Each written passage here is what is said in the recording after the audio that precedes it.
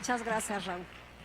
Nos da mucho gusto presentarles al maestro Bill Olet, director del Centro de Emprendimiento de MIT. Él está ahí desde el 2010. Durante el tiempo que Bill ha estado frente al centro, ha diseñado e implementado numerosos programas innovadores que van desde cursos para los estudiantes del MIT hasta aceleradoras de negocios. Bill también tiene una amplia trayectoria como emprendedor. Previo a su posición en MIT, Bill trabajó por más de 25 años como emprendedor, levantando fondos por más de $100 millones. Algunas de estas empresas han recibido reconocimientos por la innovación de sus productos en foros y publicaciones como el Wall Street Journal y Business Week. En abril de este año, Bill recibió el premio Adolph Monoson por el programa de mentoría en MIT y acaba de publicar su libro The Disciplined Entrepreneurship. Demos un fuerte aplauso a Bill Olet.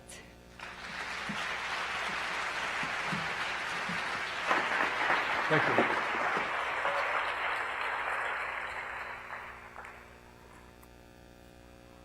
Me llamo Guillermo Olet. No hable español. I'm sorry, I can't speak as fast or as eloquently as the last speakers, or in Spanish. But what I'm going to talk about is something that I hope all you young people are interested in. How many of you are interested in being entrepreneurs here today? That is so fantastic. And the rest of you, what do you want to be? Economists? Let me tell you what an economist is. An economist is someone who was really good at math, but didn't have enough charisma to become an accountant.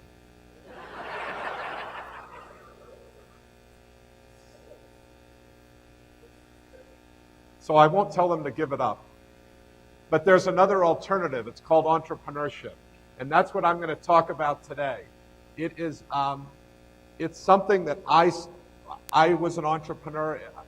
I graduated from university. Well, first of all, I got to tell you, this is very funny to come here to ITAM because the leaders from ITAM came up to visit me at MIT, and I didn't know about ITAM. And then they started telling me about it, and Pedro Aspe and all these great people. I was like, wow. That's an amazing place, and ITAM is an amazing place. So I came down, I expected to see this enormous school. I saw this little school, and it's amazing. I mean, it's amazing how many people you produce out of this school. So congratulations. ITAM is a really fantastic place, and I am really honored to be here on this day because I think you're going to look back, and today is going to be a transformational day in that you now have a center that will provide mentorship, that will provide academics, that will provide training, and will change the culture here to make it more advantageous for entrepreneurs. And all those things are critically important, and I'll talk about that. So what I'm going to do is I've got a presentation, and I'm going to go through part of it, but what I want to do is just talk about what you're interested in. So if you have a question or something, just put your hand up and go through it. The first thing I want to talk about that actually is on, there's a buzzing sound. Is that me? Is that me? Do I need this? The funny thing is, I'm from New York, and I thought I spoke really fast, and then I just heard those speakers. Fernando, you're like on 78 RPMs. Okay, so what I want to talk about is what's going on in entrepreneurship. I don't think this works. Can you try this and see if we can get this to work? So let's talk about entrepreneurship. How many of you think entrepreneurship can't be taught? Let's be honest. Can entrepreneurship be taught or not? Raise your hand if you think it can't be taught. Look at this. This is a challenge you have. Danielle, this is a challenge you have. So the first thing I want to do is I want to talk about whether you believe about this question of entrepreneurship, can it be taught? And I'm not faulting any of you because when I was in your shoes, I didn't think entrepreneurship could be taught. I just thought you were born an entrepreneur. But let's look at the data on this. Let's look at the data on this. Is it entrepreneurs, well, what are entrepreneurships born? Well, first of all, there's no entrepreneurship gene.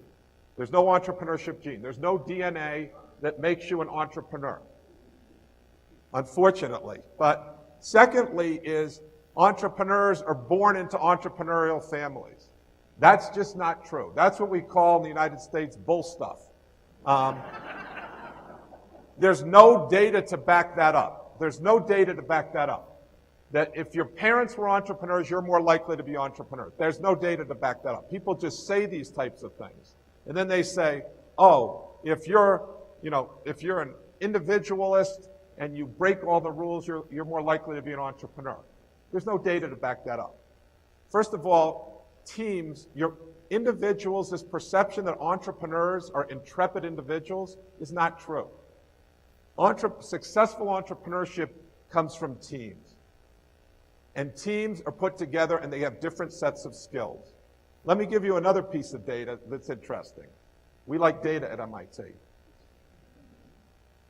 My first company was Cambridge Decision Dynamics. So my background, just so all of you know, I couldn't understand what Daniela was saying. But I grew up in New York and I went to an arts and crafts school in Boston. And I got an engineering degree, which MIT thinks is hysterical because it's from Harvard. And they think all they do is finger painting there. And so then I went and played basketball for a year in England. I came back and I worked for IBM because I had never heard of the word entrepreneurship. I was probably the most entrepreneurial person in our class, and I hadn't even heard of the word. So I went and worked at IBM. I worked at IBM for 11 years, and I got involved with the personal computer. And then I went back to MIT, and I learned about this thing called entrepreneurship. I took the class that I now teach, that's been taught for almost 50 years now on entrepreneurship. And I got infected with the entrepreneurial virus, and I said, I'm going to try this. I went out and started a company called Cambridge Decision Dynamics, and if you Google it, you will find out it is in full stealth mode. That means it completely failed. And this is important to understand because entrepreneurship is about failing and learning from it and going back again. And what we call this in science and engineering is experiments. We run experiments to learn something. It doesn't always work, but we try something and learn from it and adjust and make adjustments. So my first company failed, and that's important to understand because I think in Mexico, you're a little afraid of failure. It seems like your national soccer team isn't afraid of it, but that's a different story.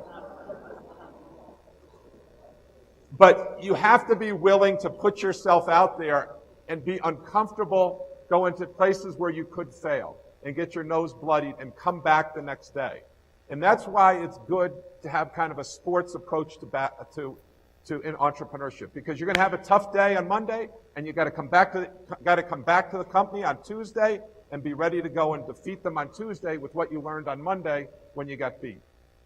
So my next company was much more successful. It was a company called Sensible Technology. But even then, I made a lot of mistakes. I was probably right 60% of the time and wrong 40% of the time. And that worked out pretty well, but not well enough, because you young people out here, you're really expensive. I have 4 of you, and you're really damn expensive. And so then I did a third company, and that was called Visage Technology. And Visage went from $50 million to $500 million in 2.5 years. Now let me tell you, I didn't get any smarter. There was no new DNA injected into me. I was the same slow white point guard I was before. But what I had learned in those companies got me better and better and better. Am I a statistical outlier? Absolutely not. When you look at the data, people who are serial entrepreneurs get better each time they do it. Not everyone, but that's what the data shows. You get better. So what does that tell you? That tells you that entrepreneurship can be taught. That it can be taught. And I now believe that in my bones. It can't be taught by us just sitting here here.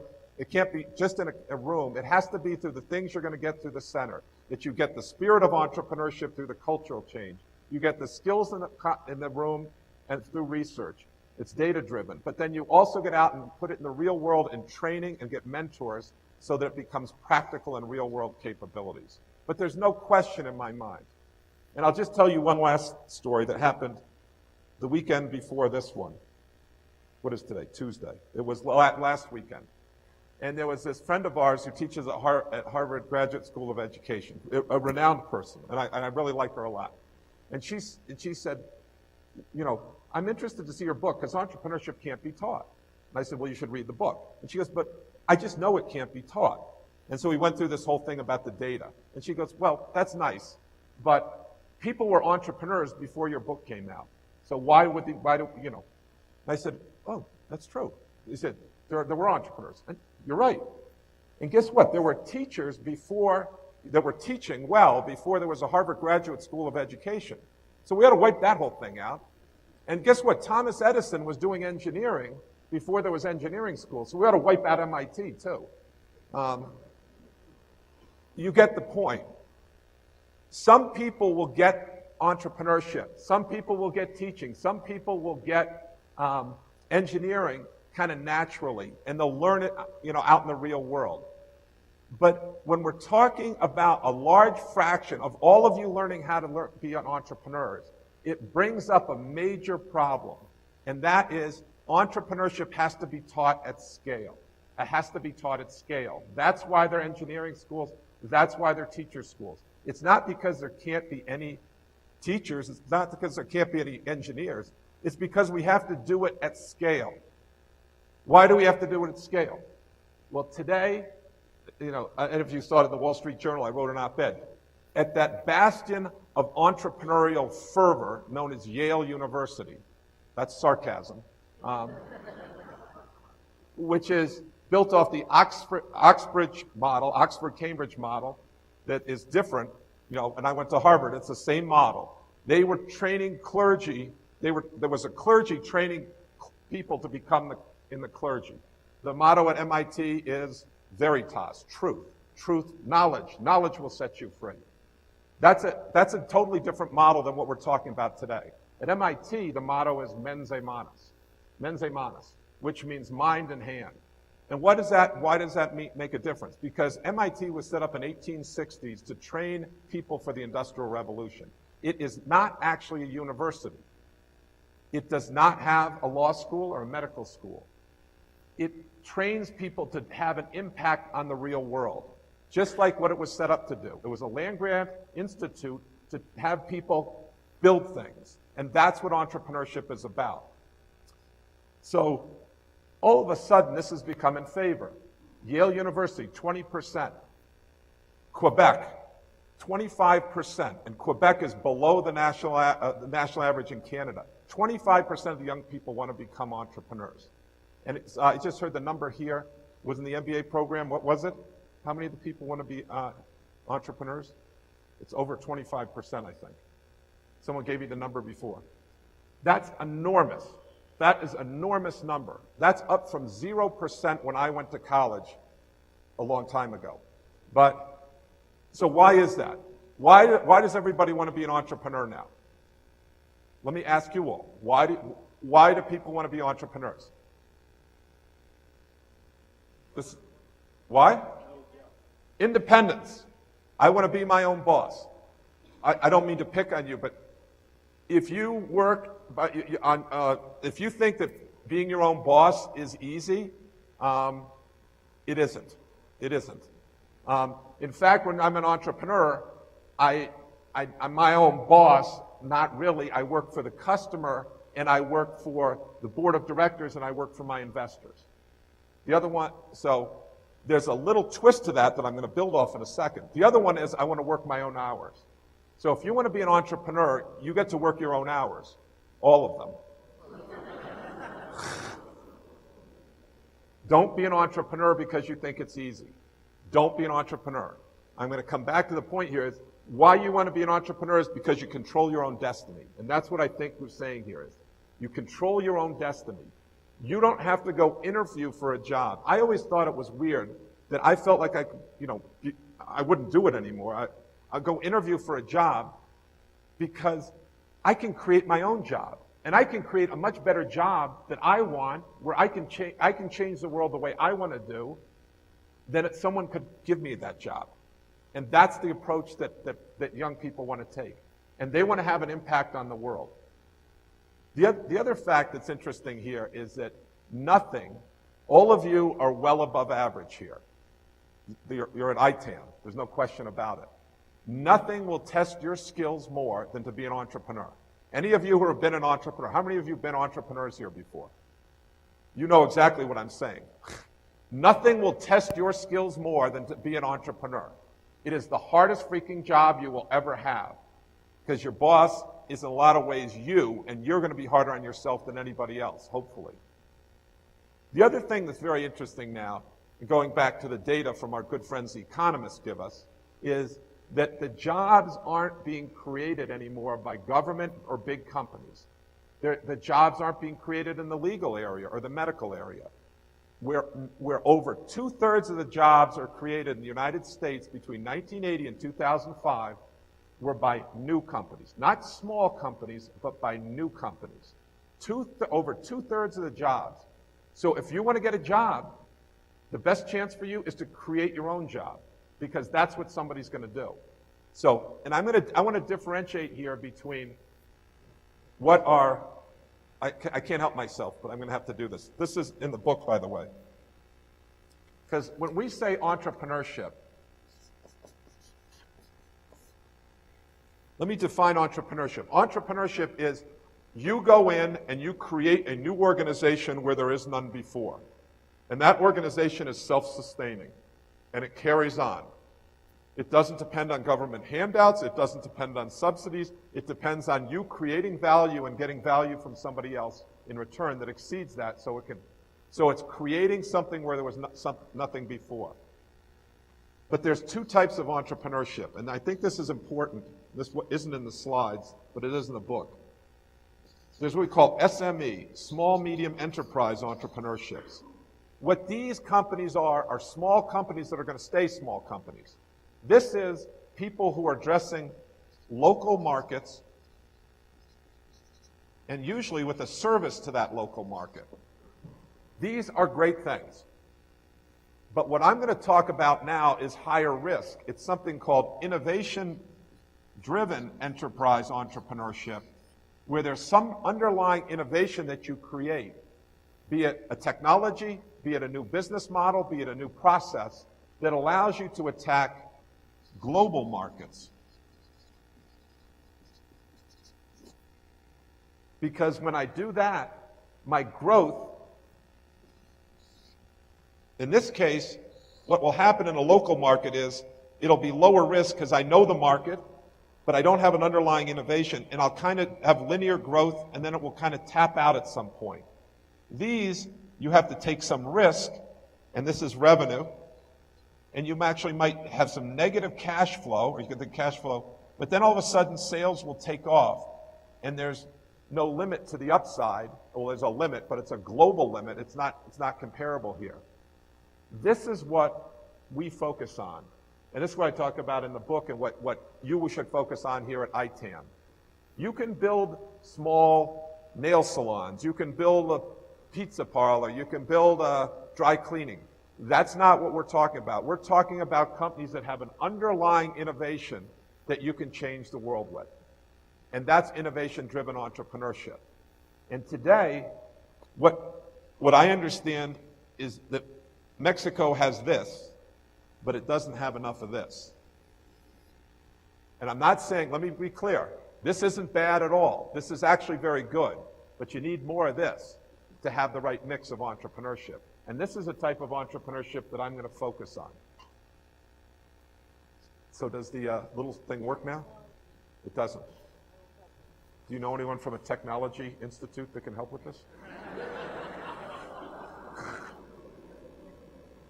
So right now, here's the problem. Here's the problem and why you need a center, all right? Really simply, is right now, if we hit the key, entrepreneurship demand for entrepreneurship is skyrocketing.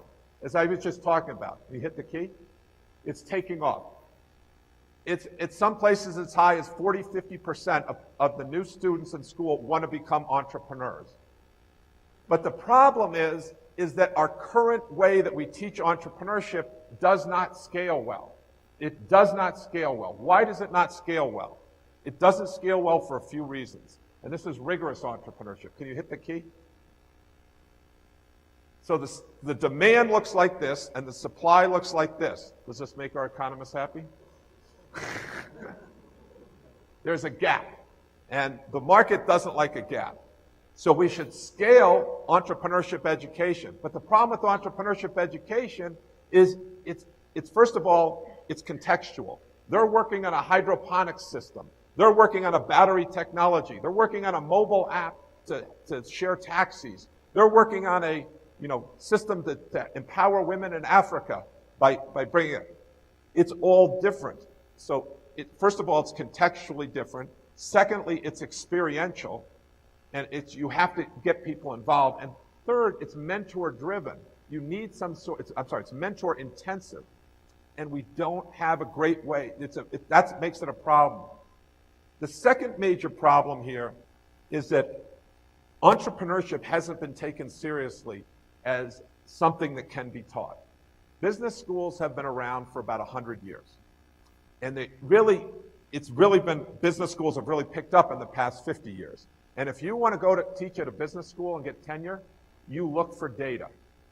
And when you do that, you look for data and you look for money. Who's going to sponsor you? And where's that money been coming from? That money's been coming from big companies. And the other thing is, big companies have data. And so if you want to get tenure in a business school or academic institution, you have to do a lot of data-intensive work.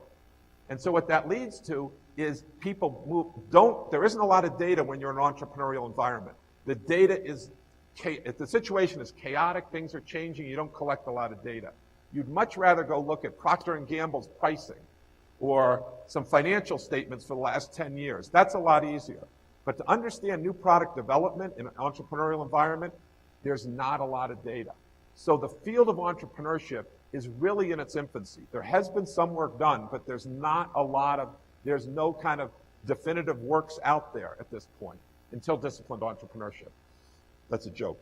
Well, it's not actually a joke. That's what I'm trying to do is to get the platform. And so we need to build up this field to be taken seriously.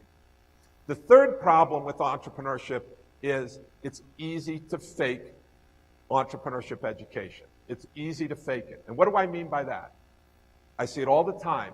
People say, well, I'll just get some entrepreneurs in and they'll tell a story. And then people love the story. And they get all excited. Oh, I'm going to be an entrepreneur. And they run off to be an entrepreneur and they don't know what to do. It's like gearing people up for a battle and sending them out to a battle and they don't have the weapons and they don't have the training to do it. But people are getting paid a lot of money in here right now. There was Donald Trump's Entrepreneurship Institute. They were charging people thousands of dollars to come in and hear some mumbo jumbo from Donald Trump about what it takes to be an entrepreneur. And then they put you in a Shark Tank, and that's how you're supposed to learn entrepreneurship. And then they try to sell you some real estate at the end. This is true. Look it up. There's actually being sued for that. But that's not the only one. You can go to conferences now. There's one going on that's going to be going on in San Francisco. They're charging people on average $1,500 to go to learn about entrepreneurship for 1 week. And what do they get? Storytelling, cliched, single tool solutions. They're not getting rigorous entrepreneurship education. And that's a problem. And we're going to see a backlash against this. And this is what I wrote about in the Wall Street Journal. Because people are going to say, oh, entrepreneurship isn't that great. I just spent $1,500 on it, and it's just a bunch of mumbo jumbo. You know? That's not good for us. As a society, we need to create the jobs, and it's entrepreneurs that create the jobs. We need to solve the intractable problems of education, healthcare, environment, energy, urban transportation, urban space, as I look around in Mexico City. But those problems have been historically solved by entrepreneurs, and they will be again. So we need entrepreneurs, and we can ill afford the backlash. So this is why the ITAM Center is so important, because there is a role for universities in this. Universities need to provide this high-quality, rigorous education that's based on facts and not some bunch of storytelling. We need to have that, and that's best provided by people who are honest brokers and conveners, and that's the role of educational institutions historically, and that will be our role. We will work with the outside players, and there will be lots of them. There will be accelerators like Y Combinator. There will be Techstars. There will be General Assembly. There will be a lot of other things. But the role of the university is a critical role. All right, I have to be careful that I don't run out of time. All right, let's go. So, and that's the challenge we have. How do we scale entrepreneurship education in the next 5 to 10 years while there's this gap before it's filled with a bunch of fraudulent entrepreneurship education? Next slide, please. So, this doesn't mean that that storytelling doesn't have some value, all right? It is critically important for entrepreneurs to have the spirit of a pirate. And this is what we say at MIT all the time. We promote the spirit of a pirate. The first thing I did when I took over the Entrepreneurship Center, the Martin Trust Center for MIT Entrepreneurship, which is similar to what you're getting here, the first thing I did, there was one before that, and it had a bunch of pictures of old white guys up on the wall. I immediately took all them down, and they said, oh, we can make it look good with nice furniture. I said, I want none of that. If you want entrepreneurship, one of the surest ways to kill it is to make the place look like a boardroom, because there's no innovation that goes on in a boardroom. None. And so you have to make it look very, kind of out of the box. And so what we did in our center, as they've seen, is we painted the walls top to bottom with whiteboard. So you can write on the walls all the way to the top. And people write on the windows, and they write on the doors, and you just erase it. And people come and go, and it's a very eclectic place. And we're always looking for those crazy ideas called creative irreverence. Actually, that's what the rest of the world calls it. At MIT, we call it hacking. We call it hacking the system. When everybody else is swimming this way, can you swim that way and outfox them? And we like that. We like people who look at things differently. So that's the spirit of a pirate, and it's a lot of fun when you get it. But you can't be confused that being a pirate is just about being crazy. Because, can you go forward? At the end of the day, again, you have to have the spirit of a pirate, but the execution skills of a Navy SEAL. This is the challenge, and this is what you see over and over again when you see great entrepreneurs. They can think differently, but they don't take crazy risks. They take very, very calculated risks. And once they take that risk, they execute fabulously. If you think that Steve Jobs wasn't totally determined once he made a decision, just read his autobiography. He was very, very disciplined. He executed with extreme precision once he decided what he was going to do. And that's what an entrepreneur is about. You scan the landscape, you get something you're really passionate about that's different what other people are doing, and then you figure out, how can I get competitive advantage there? How can I get an asymmetric advantage? And then I bet on that, and I de-risk everything else, and then I just execute like heck. Because in time, I'm going to win. I'm going to win. And that's what being a disciplined entrepreneur is all about. Having the spirit of a pirate, but the execution skills of a Navy SEAL. So it's not easy, but that's what you learn when you go from your first company to your second company to your third company. And that's what we want to teach you when you're here at school, is how do we time compress that learning curve to get you up to speed. And a little bit of advice for you is try it while you're here at school. It will never be easier than you're here at school.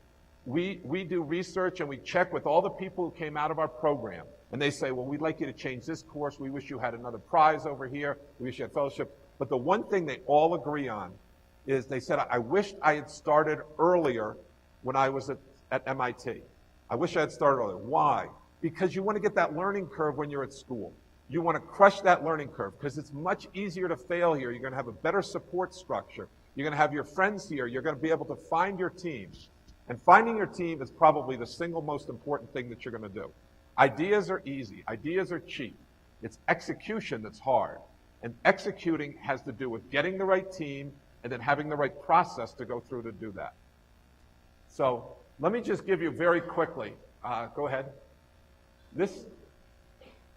Can we go ahead? You can get it all in this book. And by the way, you can go to this website, disciplinedentrepreneurship.com, and there's going to be a bunch of stuff up there that you can get as well, including free toolkits. Can you go to the next one, please? Okay, so basically what this is, you can just hit them all at one time to keep going, is as opposed to what I was frustrated when I started teaching the course, is there were all these little bits and pieces out there that people had. You know, it was like they tried to build a house, and you had a hammer and a screwdriver and a saw, and then all of a sudden you had a wrench, and then someone came along and said, well, I got an adjustable wrench. And he goes, wow, that's pretty cool, adjustable wrench. Yeah, this is the only tool you ever need, is this adjustable wrench. You say, wait a second, that seems kind of strange. I mean, it's better than the wrenches I had, but what about this nail that's sticking out over here? And the person who's selling me the adjustable wrench says, no problem. You just take the adjustable wrench and put it like this, and you hammer the nail in. You say, wait a second, that makes no sense at all. But the person who's selling you the adjustable wrench will give it some tricky name, and they'll say, and I've got these 5 case studies to do it, but they're incented to do that because they're selling adjustable wrenches. And that's not the right answer. The right answer is to take all the tools and figure out which one fits you the best, and then build a framework in which you pull them in. And so there's a lot of books out here that have good tools in it. And what we're trying to do is pull those together to make a common practice of entrepreneurship. And that's what I'm going to show you on the next page. If you look at the next slide here, you just go, this is a fundamental document. That is my thesis, master's thesis at MIT, that only 2 people ever read. My mother and my advisor, and I think neither of them understood it based on the grade that I got.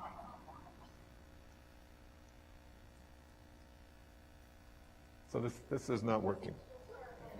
What? That works. It doesn't go forward, though. All right, how about okay. I'll go like this when I want to go forward, all right? All right, so this is the framework that we put together for our classes at MIT. And this is called the 24 steps to launching a new product. But when it went to the publishers, they wanted to call it something else. First of all, they wanted to change the name. I call it Disciplined Entrepreneurship. And they said, we don't like that name. I said, what do you mean? They said, we don't like that word. That word is a word you can't use. I said, what are you talking about? I think entrepreneurship is a great word. They said, no, don't be a wise guy. It's the discipline you can't use. I said, why not? They said, because that makes people feel like they have to do a lot of work. You know, and I said, well, what are you suggesting the name be then? They said, well, I don't know, but this book called 4-Hour Work Week is just selling like hotcakes. And so I said, I get it. So let's rename the book. We'll call it 6-Pack Abs in 4 Minutes. They didn't like that. I said, forget it. It's my book. We're calling it Disciplined Entrepreneurship. That's the whole point. It's not easy to be an entrepreneur, and we're going to help them with guidance. I don't care if it's a bestseller. We're trying to have an impact on the world. So, but what we're talking about is 24 steps, and what I gave to them was 24 steps to launch, 24 steps to a successful startup. It's really 24 steps to launch a great product, whether you're in a startup or a large company. That's what the title really should be, but that's too long. But it's 24 steps that take you through how you launch a product. And the interesting thing here is when you look at this, is it looks like a human intestine, right? And I know the economists want a straight line, but that's not how. I'll let up on the economists at some point. But just so we're clear, I'm with you, the engineers. It's not a straight line when you're an entrepreneur. It's this winding journey that you go on, but you have to know where to start. You have to know where to start. And within it, there is a lot of iterations that happen. Like we're going to go through here, and when we get to this step, we're very likely going to have to circle back and iterate once or twice. And there'll be a lot of other iterations that you'll see that happen in here. So the first thing is it's not linear. It's kind of this journey you're going to go through. Second thing is there are iterations. And the third thing is it's color-coded. And that's partly because entrepreneurs have a short attention span because they're trying to do so many things. But what we wanted to do was make it easy and accessible. But what we're doing here is we're taking this and we're breaking this 24 steps down into 6 themes. And the first theme, and I'm not going to go through all of them here, I'm going to just tell you the first one because it's really shocking to people because they say, you start with the product or you start with the technology, don't you? And the answer is, we do not. We don't even, you have an idea, and your idea is your idea, and now we're going to validate whether that's a good idea or we're going to invalidate it. And we're going to validate or invalidate that by the one condition, the one single and necessary and sufficient condition for a business. There is one single and necessary condition for a business, and what is that? It is not a paying customer, it is not a business plan, it is not a good-looking CEO, it is not raising money, it is a paying customer. It is a paying customer. So we need to focus on getting paying customers. And so we start, if you can just, that means, who is your customer? And the blue section is all about who is your customer. And this drives people crazy at MIT because they go, you don't appreciate my breakthrough membrane technology for methane crossover. It's 100x better than what anybody else has ever done. And I say, I don't care. I don't care. You need to show me who cares, and then I will care. But until you show me who cares, it's not a business. It's a science project. And that's not what we do here at the New Center. We create companies. That's what we do. We create new ventures. And if you want to create a new venture, the single necessary and sufficient condition for a business is a paying customer. So we're going to start with that. And so what we do is we figure out who are the potential customers that could use it, which one are you going to choose? So we lay out on the board who are all the potential customers. So you have a new technology. There was one that we were just working on. They have a new memory technology that's better than what people have. So we lay out all the different markets they could do. We don't say no to anything at this point. We lay them all out in a matrix at the top. We say, here are all the potential customers. What that does is, first of all, it gets them thinking not about their technology, but about the customer. And then you're going to build it from the customer back. And what we do then is we then lay them all out and we start thinking about it. And then we say, all right, great, that's nice, but now go do primary market research. Go talk to real customers who will tell you the answer doesn't lie here amongst the debating competition with us. It doesn't rely on you sitting on the internet and looking at reports. I never found a paying customer inside the keyboard, all right? You have to go out and talk to real customers and do primary market research. And that's what they do.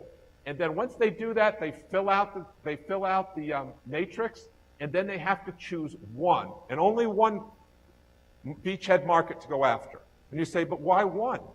Because we don't have a lot of resources, we don't have a lot of time when we're an entrepreneur.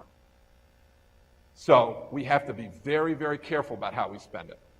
And so what we do is we figure out what's our best shot. And it might take us a little while, but we don't try to run around and catch 5 rabbits at once. We don't even try to catch 2 rabbits at once. We spend our time, and then we're going to catch 1 rabbit. Because if you try to catch 2 rabbits, you're catching no rabbits. And so once we do that, we figure out who our target beachhead market is, then we build a customer profile, we figure out what the total addressable market is, TAM. Someone said that should be ITAM. No, that's TAM.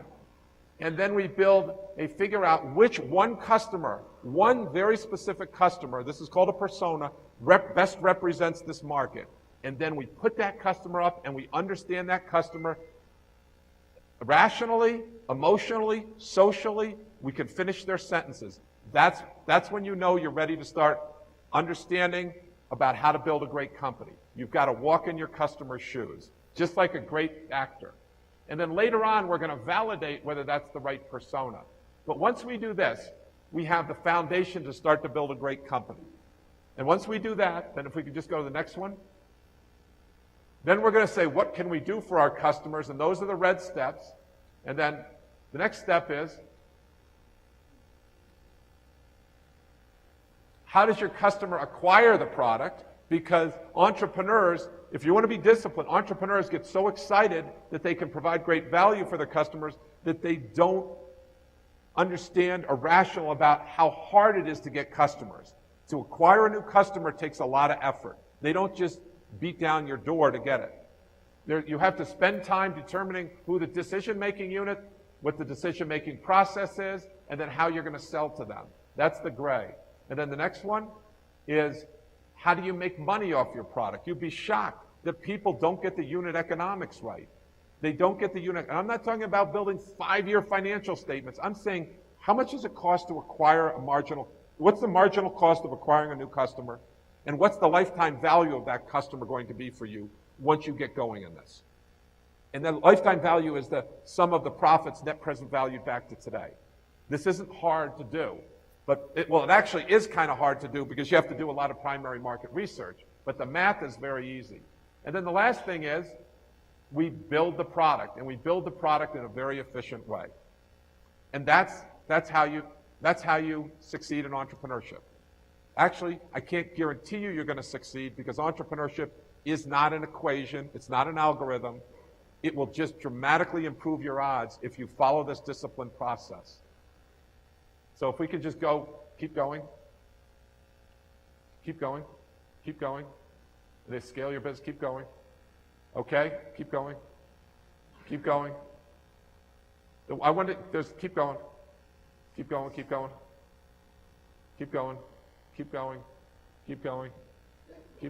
going. This is a lot more stuff, and I want to get to Q&A.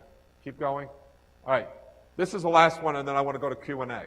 Is the process, the book, if you get the book and you go through the process, this is not a problem set that you just sit down and do. It's action-oriented. You have to go out and learn how to talk to customers. You have to iterate regularly. It's not truth will set you free. It's action will set you free. Again, going back to the veritas versus mensa manas, it's action. You have to have an impact, and you're not going to do that by sitting around and looking on the internet and making spreadsheets for a long time. You got to get out there, you got to talk to customers, you got to figure out whether it works quickly, then you got to test it and iterate off it. So I could go on and on because I'm Irish all day, but I'm going to try to stop now and take questions. Can we get some questions from the crowd? Come on now. This is your big opportunity. Yes, in the back. Do you need money to be, so one of the things that people get obsessed about before they do these things, the two things you need to start a company you should focus on are getting a great team and then figuring out a great product. And people say, but I need to go raise money. Don't worry about that. The best way to raise money is to have a great team and a great product, and then it's real easy to raise money. Another comment on that. There's a fabulous new way to raise money, and I don't know if you've heard about it down here. You don't even give up equity in your company. And in fact, if you raise money this way, it makes it much easier to raise follow-on money. It's called sales. Sell something to a customer and have them pay you for it. And then develop it, right? I spend so much time counseling entrepreneurs who are so worried about whether they're going to get venture financing or not. Go out and sell something. Fernando's going to chase you down. If you have 100 customers, you don't have to call him. He's going to be chasing you down. By the way, I think another advantage here, by the way, at ITAM, it's just kind of going around, is you have access to money here right within this school. There are a lot of contacts here. Money is not the problem here. When people start talking about, I need money, that's like a smokescreen. If you can execute, if you have a good team and you're committed and you start getting customers, the money will show up. I guarantee you. Right, Fernando? He said he'll fund your business if you do all that. Thank you. What else? Yes.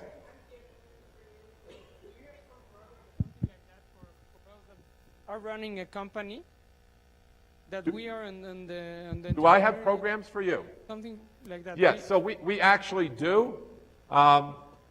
It's expensive. You can come to MIT. So, no, I might have it here because this is what I'm going down to Brazil tonight to talk about. The first thing I tell you is, look, I don't make, if I told you the amount of money I make on this book, I give away by giving away these posters and stuff. That's not the point here. But I would get the book, and someone has it here. Who has it? You're using it. It's very easy, systematic. And entrepreneurs find it very easy to go back and reevaluate their business. If you really are super gung-ho, there's this class at MIT that you can come take in the middle of January. And there is no better time to come to MIT in Boston than January. You will focus on your studies. But what we do is we start that. And I don't know if you're going to be doing anything in exec ed here. You already are. Okay. So you should talk to, yes. So there's an exec ed class when? So come up here and talk to her or Fernando. Okay, next question. I'll try to go faster. I'll try to. Why is it so important to have a team if you're an entrepreneur? So why is it so important to have a team as entrepreneurs? Because I am an entrepreneur, but I always want to do all by myself. Right. And you said that one of the most important things is to have a team. So yeah. Could you explain a little bit more about this topic? So if you want to do it by yourself, you're going to end up here most likely, right? And there's a saying by Noam Wasserman at Harvard, Matt Marks at MIT, that says, you can be king or you can be rich, but you can't be a rich king, right? So if you want to be a king and control everything, then you're going to have a nice SME that you're running. If you want to be rich, then you got to give it up and you got to play on a team. So why is it important? Because first of all, today more so than any other time I've seen, it used to be you could have a hacker and a hustler. You had someone who had technical skills and you had someone who had business skills. The hacker is the technical person, the hustler. And you had to have both those. Now someone might be a good hustler, like Steve Jobs was a good hustler and Wozniak was a good hacker. But they did both, a little of both, but their center of gravity was on one side or the other. So it's this mix of skills. The other thing is that it's emotionally hard to be an entrepreneur, which you probably know. And it's so hard, you can't talk to anyone. You're kind of running. You don't know how you're going to make payroll. And this is the nature of it. Anyone who tells you that it's easy to be an entrepreneur, this is bull stuff. I mean, it is just not true. And there's so many times where I didn't know how we were going to get through the situation, but I couldn't tell the company because they would all freak out. But we were going to find a way. And having someone that you can talk to about that and go through the emotional up and downs as an offset is very important. The third thing I would say is this skill set is getting bigger and bigger. I talked about needing a hacker and a hustler. In today's world, you also need a designer. You need someone who knows how to do user experience very well. So we say you need a hacker, a hustler, and now you need a hipster too on your team. Because these artistic people that you thought were just kind of doing kind of crazy stuff, they're actually very important to understand kind of the psychology of how to make an easy-to-use product. And when you look at Apple, that's the success of Apple. It's not technologically dominant. They are a good hustling company, but it's the design. And you see that over and over again with products today. That's why New York, that's why London, that's why Berlin have all of a sudden become these hotbeds, because they've got a lot of artsy type of people there who understand this kind of gestalt of how do you do digital user experience. Thank you. Thank you. Yes. Bill, thanks for coming to ITAM. My question goes more towards what do you think we are missing in Mexico to get more of this innovation-driven entrepreneurship? Is it people with the technical skills to build them, or is it this kind of centers or venture capital funds that will support the ideas? First of all, I don't think it's venture capital funds. Let me be clear. I don't think that's it. Because money will flow. If you have a good deal, Fernando will be on your doorstep. By the way, guess what? There's this thing called electrons now. and people will wire you money from the United States. If you're making $10 million and you've got $30 million in free cash flow, people will invest in you. What you might be a little short of is cerveza fria. That's a joke, all right? I think sometimes it's creativity. I mean, that's somewhat of a joke. I think it's the creativity that you need to kind of think outside of the box. I mean, but this is something that I don't have data on. We don't have a huge number of students from Mexico at MIT. We have a good number, but not enough, clearly. But I think it's kind of the creativity and kind of some of the culture which will change. When you take people and they put them in Boston or Silicon Valley or New York right now, you see a transformation in them and that they believe something's possible and they start thinking differently. We joke, I mean, our center is called the Martin Trust Center for MIT Entrepreneurship. I joke that we should rename it the Obama Center for Entrepreneurship because the biggest thing we do is get people to say, yes, I can. Yes, I can be an entrepreneur, right? And I think that in Mexico, this part of the center that you saw about culture that was put up is really, really important. And don't underestimate that, because I've seen that. One story, and then I don't know, how much more time do I have? 5 minutes? Okay, I'll tell you a story. First of all, it's not that bad here in Mexico, all right? It's not that bad. I went to Andalusia. How many of you have been to Andalusia, Sevilla? It's a brilliant place, isn't it?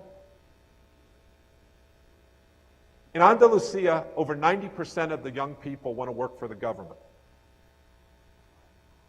They don't know what to do because the government's not going to create any more jobs. It doesn't create this kind of spirit of a pirate, execution skills of a Navy SEAL. It creates a bunch of people who want to be bureaucrats, right?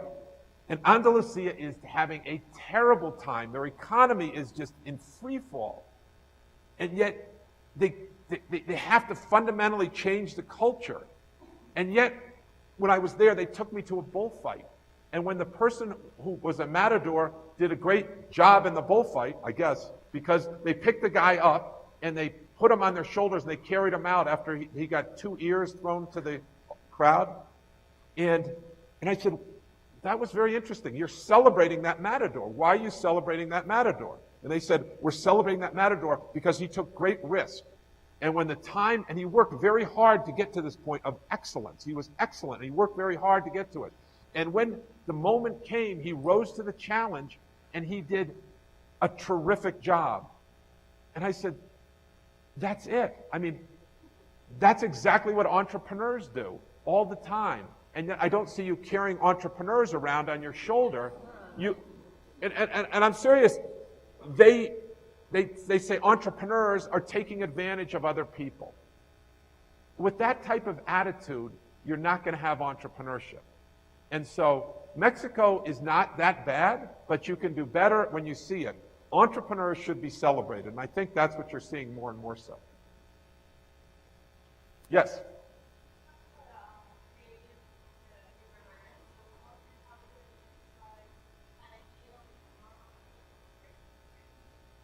So first of all, let me answer the question that you didn't ask, but is how do you encourage people to think creative?